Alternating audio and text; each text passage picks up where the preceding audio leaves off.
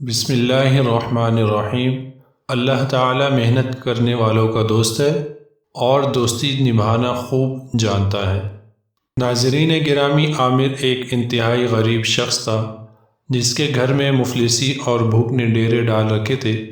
ایک مزدور شخص جو اپنی دہاڑی سے بیوی بچوں کا پیٹ پالنے کے ساتھ ساتھ بوڑھے والدین کی بیماری سے بھی لڑ رہا تھا۔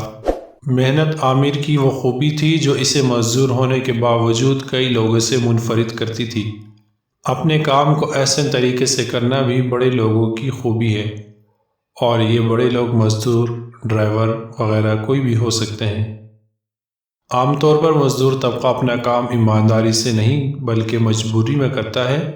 ٹھیکیدار یا مالک مکان کی موجودگی میں کام کرتے ہیں اور ان کی غیر موجودگی میں آرام سے بیٹھ جانے یا وقت ضائع کرنے کو ترجیح دیتے ہیں۔ عامر ان تمام لوگوں سے یوں مختلف تھا کہ وہ مالک مکان کی غیر موجودگی میں زیادہ کام اس سوچ کے تحت کرتا تھا کہ کوئی اس کے بارے یہ تصور بھی نہ کرے کہ وہ وقت ضائع کرتا ہے یا اپنے کام میں کوئی کوتاہی کرتا ہے۔ ایک مرتبہ عامر مزدوری کے انتظار میں بیٹھا تھا کہ ایک نوجوان لڑکا اس کے پاس آ کر رکا۔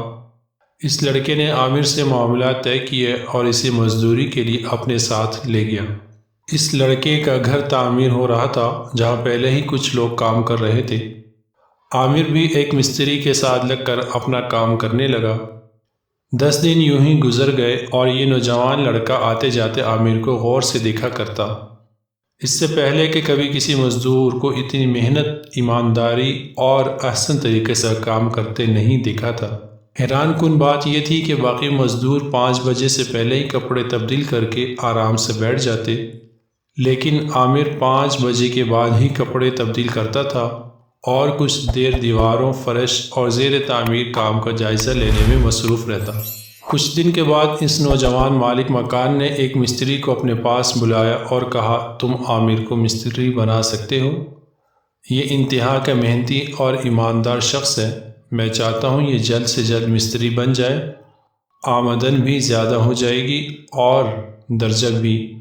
اگر تم ایسا کر دو تو میں تمہیں بھی اضافی رقم دوں گا۔ میرے ہی گھر سے شروعات کرو اور عامر کے ہاتھ سے کام کرواؤ۔ کوئی اونچ نیچ ہو جائے یا کوئی دیوار ٹیڑھی ہو جائے تو کوئی مسئلہ نہیں ہے۔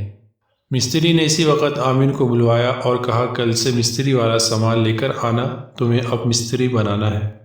یہ بات سن کر عامر کے چہرے پر بلا کی خوشی اور سکون تھا۔ اگلے ہی دن عامر سارا سامان لے کر کام پر پہنچ گیا۔ اس کے ہاتھ میں اتنی صفائی اور مہارت تھی کہ مستری بھی حیران رہ گیا، جیسے آدھے سے زیادہ کام عامر کو پہلے سے ہی آتا ہو۔ اسی مکان کی تعمیر کے تجربات اور اپنی ایمانداری، محنت اور لگن کے باعث عامر مستری بن گیا۔ اس تعمیر کے اختتامی مراحل میں عامر نے بحیثیت مستری حصہ لیا اور اجرت بھی استاد والی حاصل کی۔ ٹھیک 2 سال بعد عامر ٹھیکیدار بن گیا۔ اس وقت اسٹیبل ہے۔ اس کہانی میں محنت کا پھل موجود ہے۔